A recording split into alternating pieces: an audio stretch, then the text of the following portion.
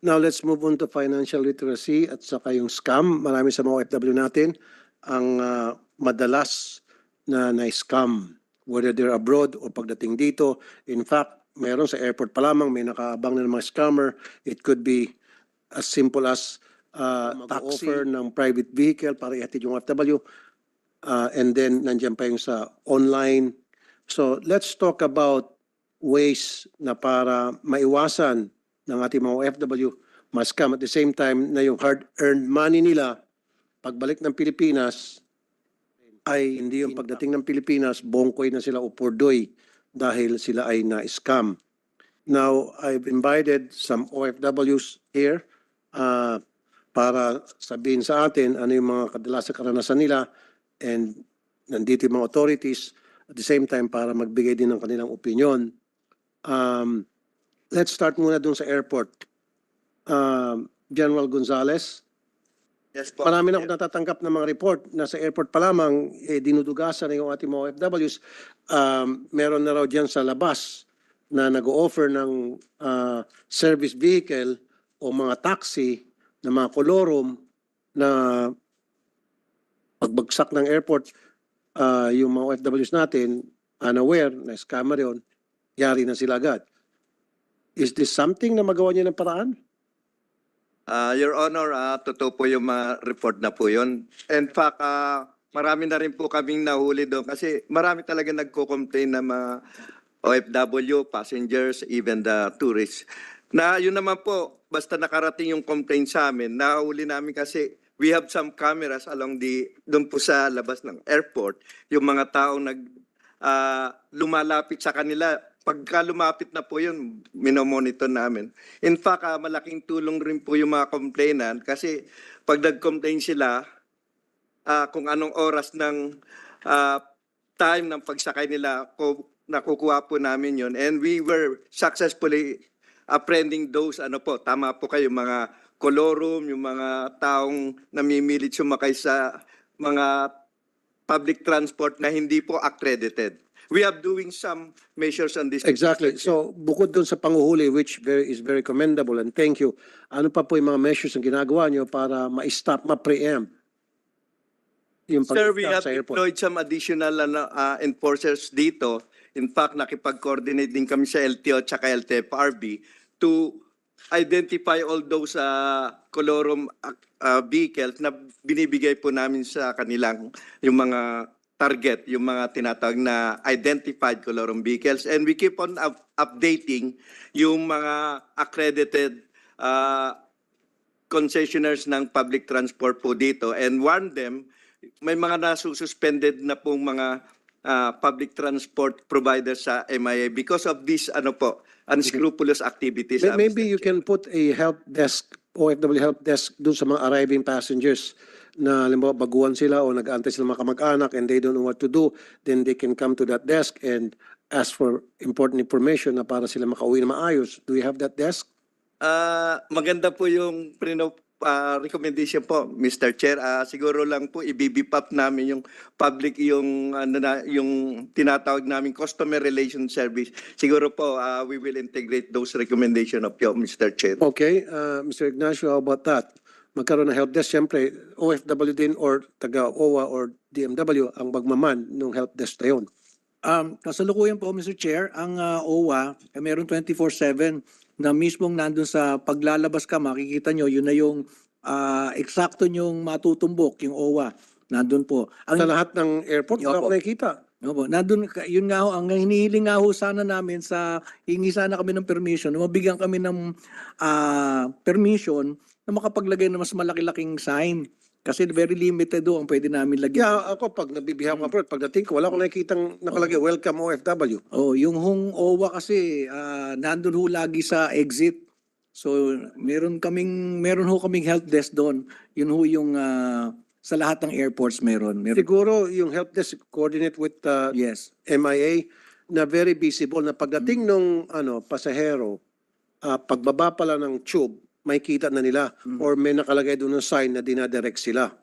Diba? Kung saan situated yung help desk. Yes, yun po yung hihilingin namin sa MIA na mabigyan kami ng permiso. So MIA, Uh, coordination. yes, Your Honor, we assured you po, Salamat. Administrator, that we will immediately coordinate and put some signages direction towards your yung OWA Salamat. Complaint Center po. Andito po sir yung in charge namin sa approval ng mga paglalagay ng mga signages. Mr. Art Salvador he will Ayoko yung payaman. approve this request ng ano po ng Maganda ni Mr. Arnold Ignacio po. correct. I'd like to acknowledge the presence of Senator Robin Padilla. Good morning, Senator Padilla. Good afternoon. Mas malaki yung sign. Okay. Gusto mo mag-opening statement, Senator Padilla? Ang takpan pa ng mga haligi. Okay. Now, maganda nga yung suggestion ninyo. Pero ang importante sa akin yung signage. So to make sure na very visible yung signage na makita at malalaman ng arriving OFW na kung saan yung help desk na yun. At syempre, yun yung magmaman, yung OWA natin. Tama? Okay. Yes, po, Your Honor. All right. Now, let's move on sa mga scam sa social media. Marami sa mga OFWs natin, even while they're still abroad, even before sila ay babalik ng Pilipinas, sila ay naluloko na scam. Sabi ko kanina, in some cases, pagbalik nila, wala na silang pera, ubos na. Now, I've invited resource persons, former OFWs, and of course, investments. Pagdating sa investments, nandiyan yung IMG. Let's start with Mr. Romel Malapira. Romel Malapira is a former OFW in Dubai. He is a blogger, and at the same time, siya po ay content creator, developer, IT developer. Mr. Malapira, sa iyong karanasan bilang isang vlogger, ano ba itong mga scam na nanotice mo na naglipa na ngayon sa social media na ang target ay mga OFWs usually? Ayun, bago po ang lahat, kumusta? Magandang umaga po sa mga OFW natin, sa ating mga bagong bayani. So, marami po akong nakitang mga online scam na ang target nila ay mga OFW. Masasabi ko nga na parang neglected yung mga OFW pagdating sa online campaign dahil ang dami nila talagang nabibiktima. Unang-una, itong tinatawag na maraming style ang mga scammer, hindi lang iisa. Unang-una yung online paluwagan. Yung online paluwagan na yan, kung hindi nagbayad yung isang member nila, lahat ng mga sumali sa online paluwagan ay hindi makakasweldo. Ikalawa, kahit na magbayad yung mga members nila, kung scammer ang may-ari, hindi rin makakasweldo ang mga yan. Ikalawa, yung tinatawag na trading forex. Yan, kalat na kalat po yan. Na kumukuha sila ng mga investor, meron silang tinatawag na times 1, times 2, times 3, depende sa length ng investment na gagawin mo. Let's say, sabi mo, 6 months to, o times 5 ka. At meron silang mga package na tinatawag, yung package 1, which is 1,000 pesos lang yon times 1. Pero ang problema doon, yung mga nag-a-avail ng mga package 1 na yun, ginagawa nilang ahente yan. So parang MLM ang style niyan. So ang nagiging biktima rin is kapwa rin OFW.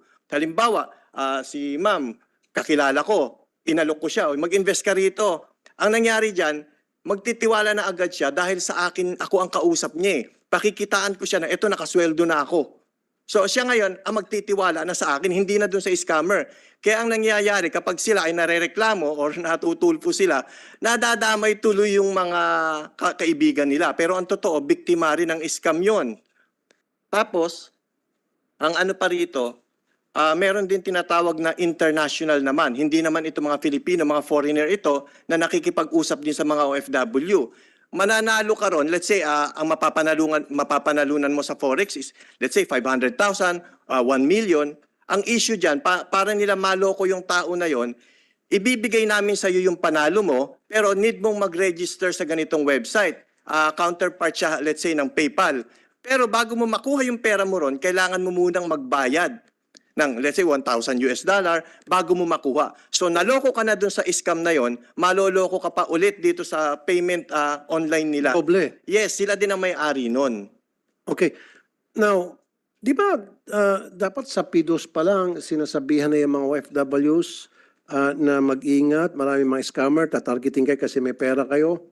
And then, sa karanasan ko rin kasi, pangalawa, Mr. Malapira, wag na tayong lalayo, meron akong Facebook page na Rafi Tulfo in Action na magpapanggap na sila yung Rafi Tulfo in Action. Magkikreate sila ng another page. And I've been telling them paulit-ulit na lang na mag-ingat sa mga scammer. Bakit meron pa rin na-scam? Ano sa tingin mo, bakit almost every day, maging sa radio show ko, maging sa page ko, sinasabi ko mag-ingat kayo sa mga scammer.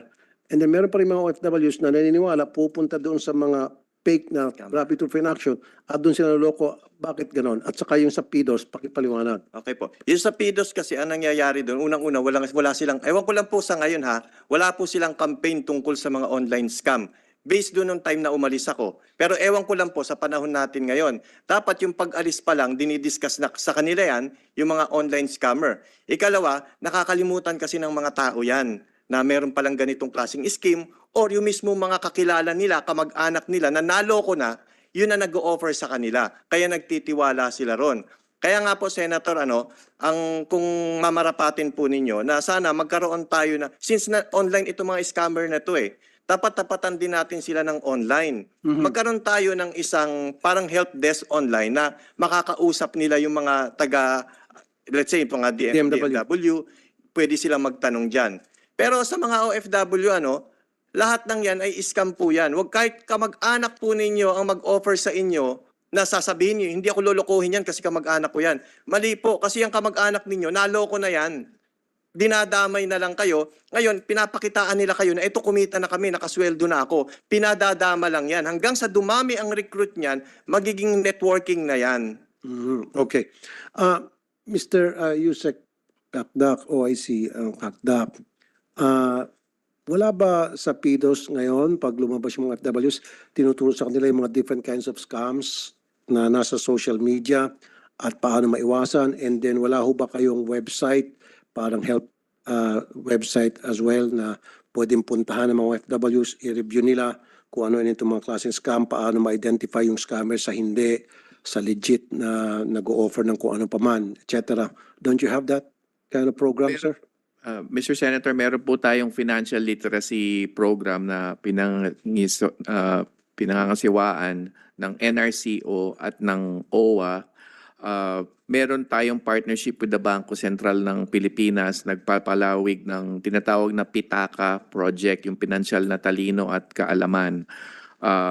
Meron na rin po itong online at face-to-face modes. Halos 900,000 po yung nahagip dun sa online. But admittedly, Mr. Chair, parang illegal recruitment din po ito. Ang mga modus na nabanggit ay nagbabago buwan-buwan, araw-araw. Kaya't ang sa tingin ko, meaning ko po, kung meron man kakulangan, ay kailangan tumbukin at tukuyin na natin yung mga modus. Para pag makita ng taong bayan, mga tao, kung ano ba yung modus ng financial scam, makikita nila kagad ano ba ang telltale sign. Ano yung indikasyon na nai-scam ka na. Maganda yung pinoint out kanina, parang illegal recruitment din talaga. Ang mismong kamag-anak ay posibleng naloko na at naabutan ng halaga ng pera o ano paman. Kaya ang punot dulo po ng nais kong sabihin na Mr. Senator is pwede pa hong palawigin itong financial literacy program na isinasagawa ngayon. Thank you. Ayun sa Kakdak. Also, if I may add, siguro mag-open kayo ng website na pwedeng puntahan ng mga OFWs and from time to time ina-update yun. Sinasabi sa kanila kung ano yung mga different kinds of scams na ilan na nabiktima and then sinong pwedeng tawagan in case na sila ay naging victim of such scam. Mr. Senator, nakalimutan ko lang dagdag. Kasalukuyan, nakikipag-usap kami sa Securities and Exchange Commission. At may nakaamban na kaming pag-uusap na yung mga, meron pala sila Mr. Chair na mga modules at kilala rin nila yung mga scam. So natanaw ko mismo yung modules na pinakita nung huling pagpupulong namin at hindi na po magtatagal. Mailalabas na namin itong mga impormasyon na to. Tama po kayo sa Facebook page, sa website natin. Gagawa tayo ng mga memes, mga infograph para sa pagtutukoy ng scam at malaman kung kailan ka ba naluklok na o napasok na sa isang scam. Thank you, Yusek Atak. Ikaw ba, Sen Robin? Ikaw ba ay may kakilalang OFW na scam? May kamag-anak ang OFW na scam? Una po, a'udhu billahi minasyaitanir rajim. Bismillahirrahmanirrahim. Magandang umaga po sa ating idol senator at sa lahat po ng mga bisita natin. Paring Arnel. Opo, Senator, marami po tayong matagal po kasi akong nagsilbi bilang endorser ng isang remittance company. At ako po ay nakaikot din sa halos sa buong Europa, buong Asia, hanggang Lebanon. Habang naggegera po doon, nakapunta po tayo. Meron po talaga tayo ngayon problema diyan sa mga nanloloko sa mga OFW, lalo na po sa social media. Sa page lang po na natin, makikita nyo doon, biglang sumusulpot talaga eh. Siguro po, tama po yung sinabi ninyo, Senator, na magkaroon talaga dapat tayo ng matinding parusa dito sa mga gumagawa nito. Dahil tinatawag nating mga bagong bayani ito, dapat yung mga nanloko sa kanila, mas mabigat na parusa. Marami po tayong kilala na mga naloloko po nito. Katunayan, madalas ko po itong pinararating sa ating kaibigan na si Arnel pagka may mga ganitong mga ganap po. Kaya totoo po yung sinabi ninyo, mahal na senador. Thank you, Senator Robin.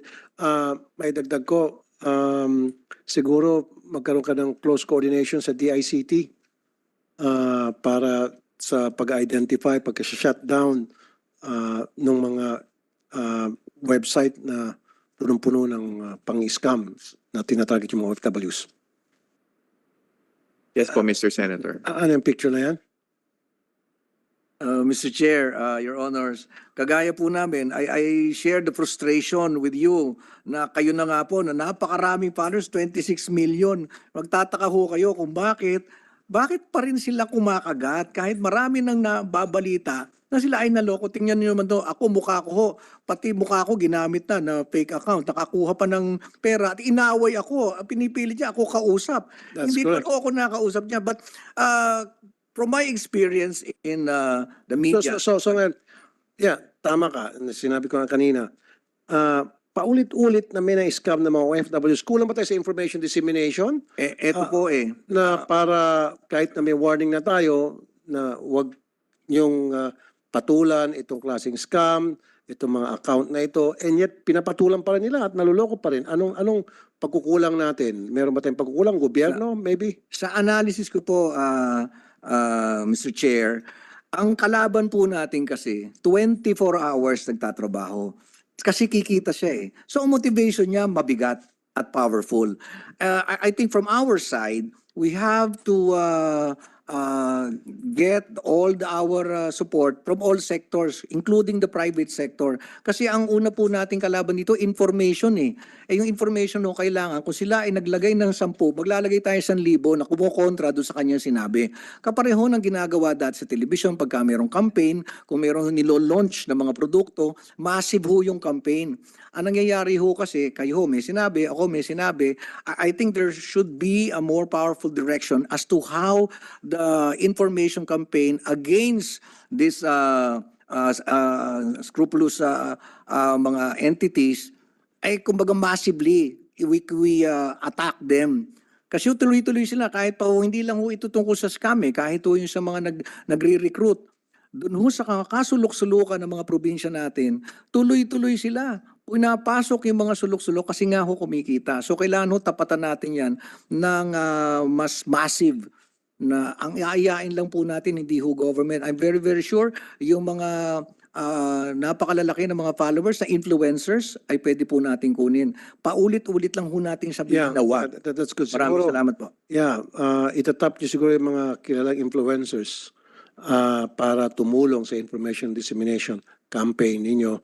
Tulad halimbawa ni Mr. Malapira and siguro yung ilan sa mga staff ninyo na marunong sa social media, mag-create na rin siguro ng page na para impormahan yung mga OFWs na mag-ingat sa mga scammer. Yun lang. Sige. Meron tayo rito, magsasample tayo ng mga OFW na naging biktima ng scam. Miss Aina Gabriel Osenya, Good afternoon. Good afternoon. Ikaw ba o yung relative mo? Relative po. Actually, biktima din po kami ng investment scam. Okay, pwedeng pakikwento sa amin anong yung modus at paano kayo na naging biktima? Ano po kasi? Bali, paluwagan and installment daw po umiikot yung pinaka-business nila. Paluwagan, yung sinasabi kanina ni Mr. Malapira. Okay. Actually po, Mr. Rafi, ano po, kilala po namin yung scammer po. Kilala nyo? Po. Nakilala ko po siya dahil kaklase ko po siya ng first year college. Then, ako naman po, schoolmate ko po nung junior high school po. Paano yung modus? Paano yung pag-approach sa inyo? Ano yung pang-come on Ano na para kayo yung magtiwala o Kasi- para yung biktima yung magtiwala sa kanila? Before po siya nag-come up ng investment, ano po, meron po siyang business talaga na iPhone and other gadgets po. Then, nung inengganyo niya po kami, kasi for expansion daw po siya ng capital ng pinaka-business po. Then, nangako din po siya ng malaking interest po. 40% interest po. 40% Yes po, monthly po. monthly. Pero hindi niya tinanong, kung yung bangko hindi makapag-offer ng ganong klaseng interest, malalaking kumpanya, San Miguel Corporation, SM, mga dambuhalang kumpanya, hindi makapag-offer ng ganong interest ka pabalik sa investment ninyo, sila pa kaya. So, it didn't occur into your mind na this is too good to be true. Opo, pero sobrang trust din po namin kasi ano po siya, parang ina-assure niya po kami na sobrang laki po ng kinikita po sa installment. Tapos yun po. Okay. Sa, Dito sa OWA, kaparehong sinabi nilang dalawa doon sa sinabi ni Mr. Malapira. So naging rampant na to yung parang paluwagan, investment scam. It's high time na involve siguro natin yung NBI, involve natin yung DICT para hindi totally ma-wipe out siguro dahil marami yan sila at maraming OFW na tinatarget nila. Mabawasan ng husto itong mga scammer na ito. I think you have to do it fast because it's becoming rampant. Opo, Mr. Chair. Yun naman po yung direksyon namin gagawin. At sana lang po panawagan ko rin na sana rin buksan yung lagi yung magkaroon din ho sila ng interest na buksan yung ating mga pages na ako halos araw-araw nagla-live ako eh. At then paulit-ulit din ho namin sinasabi na wag ho kayong basta naniniwala na may hindi nyo po na-meet and then maging kuripot ho tayo sa paglalabas ng pera kasi hindi naman ho natin kilala eh. I really hope that they will heed our advice and we will beef up the campaign with your help, Mr. Senator. Thank you. Sa Department of Finance, Director Maria Carla Espinosa, ma'am, wala bang programa sa Department of Finance para sa financial literacy ng mga OFWs natin, especially those OFWs coming back home? Because sila usually ang target dahil alam ng mga scammer na may pera to. So para pagdating ng Pilipinas, yung pera na ipon nila doon, intact pa rin at may negosyo. Wala ho bang programa yung DOF natin? Magandang hapon po, Mr. Chair. Salamat po sa pag-anyaya. Sa Department of Finance po, wala pong particular na programa na nag-a-address sa mga pangailangan ng OFWs. Pero meron pong mga aktibidades na patungkol po sa financial literacy. Ang komento nga po namin, particular po dito sa panukalang batas ninyo ay lubusan po kaming sumusuporta. Pero napansin din po namin na meron din pong mga existing na pong mga programa at polisiya. Actually, they're quite established and robust na po. Napansin po namin na ito ay nasa auspices po ng Bangko Sentral ng Pilipinas. Kaya kami naman po sa Department of Finance, handa po kaming sumuporta. In fact, meron pong existing ngayon na financial inclusion steering committee under an EO po na ang nag-chair po dito ay ang Bangko Sentral ng Pilipinas at miyembro din po ang Department of Finance. So, may nilatag din po itong mga mandato para mag-develop ng programa para sa financial literacy ng general public, pero kasama na po dito ang ating mga OFWs. Kasama nga po sa steering committee ang National Commission on. Thank you, thank you.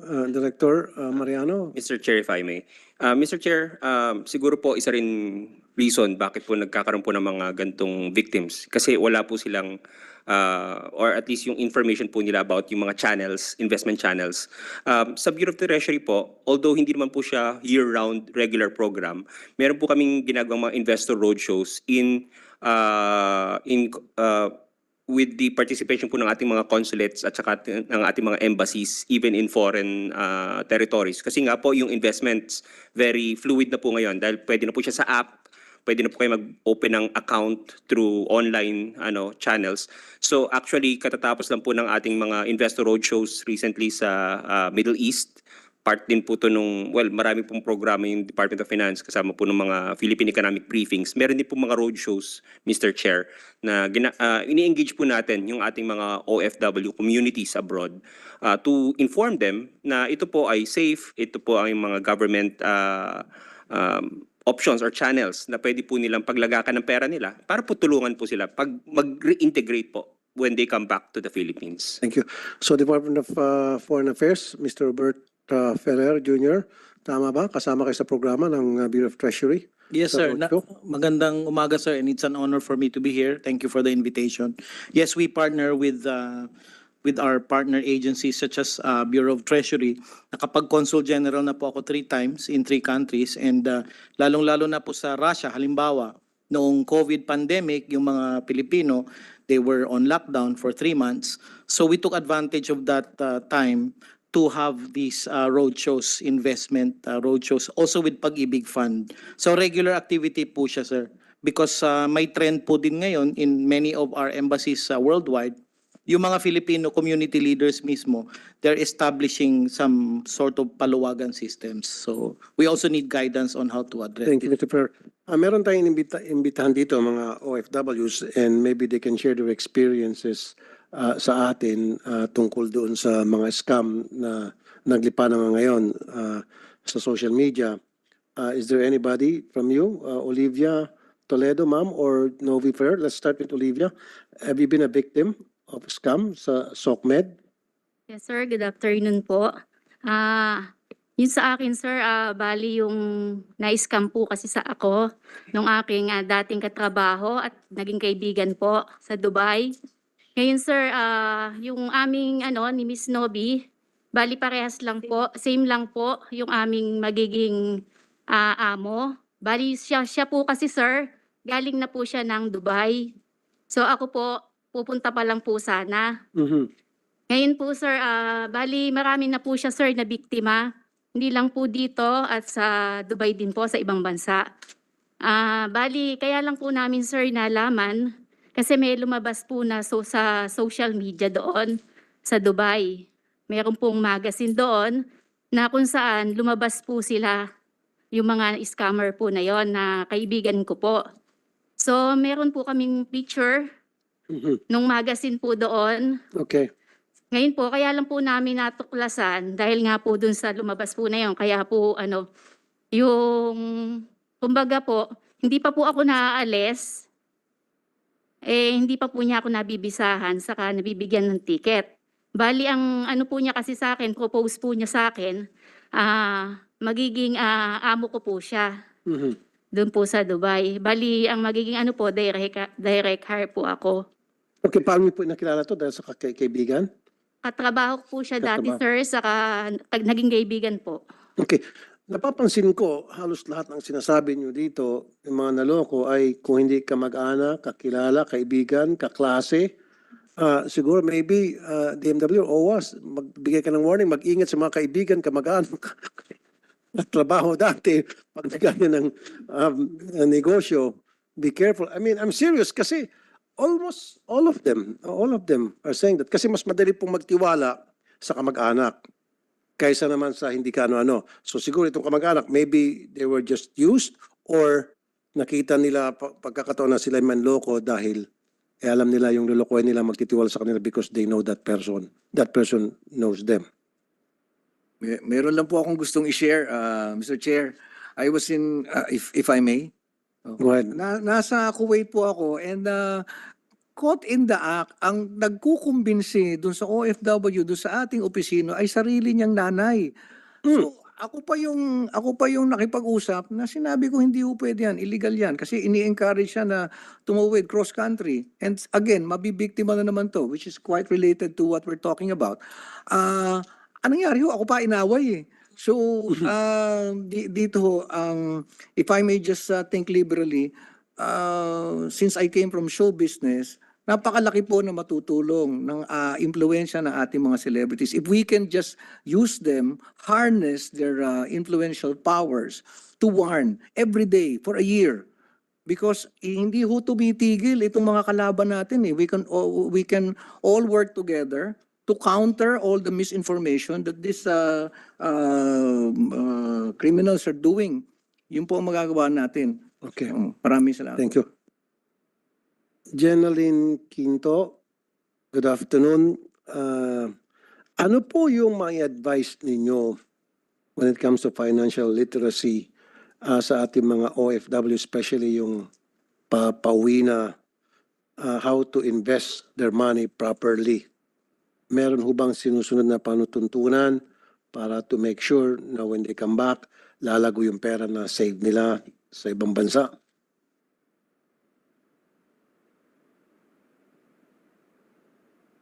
Go ahead, ma'am. Wala pa rin natang mic, si Ma'am Jenaline. Wala pa rin po. Wala pa rin. Wala. Siguro yung isang mic. Okay.